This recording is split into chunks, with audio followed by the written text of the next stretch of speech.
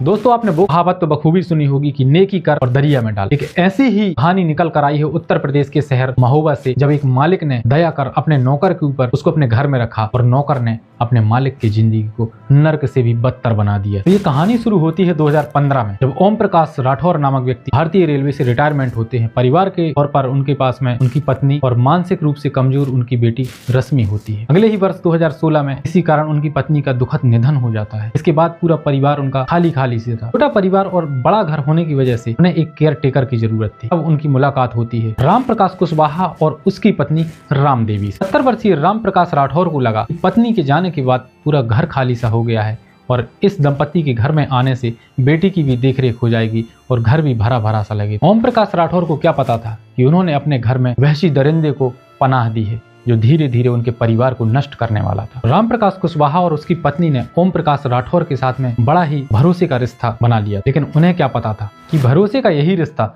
धीरे धीरे एक खौफनाक साजिश में बदल जाएगा। नौकर दंपत्ति ने राम प्रकाश राठौर की संपत्ति पर नजर गड़ाई और धीरे धीरे पूरे घर पर कब्जा कर लिया। पिछले 5 साल में नौकर दंपत्ति की यातनाएं इतनी बढ़ गईं कि पिता और बेटी को अलग अलग कमरे में बंद कर दिया। पिता बेटी को खाने पीने, इलाज और इंसानी गरिमा तक से वंचित कर दिया गया। कोई मिलने आता तो नौकर राम प्रकाश यह कहकर टाल देता कि साहब अभी बाहर गए हैं। इस अमानवीय कैद का अंत ओम प्रकाश राठौर की मौत के साथ हुआ। जब उनकी मौत के बाद उनके घर का दरवाजा खुला तो घर के अंदर का मंजर देखकर सब कोई सन्न रह गया। ओम प्रकाश की मौत भूख, कैद, प्रताड़ना और इलाज न मिलने की वजह से हुई। सबसे भयावह दर्द उनकी इस 27 वर्षीय बेटी का हुआ, जिसकी हालत कंकाल जैसी हो गई है।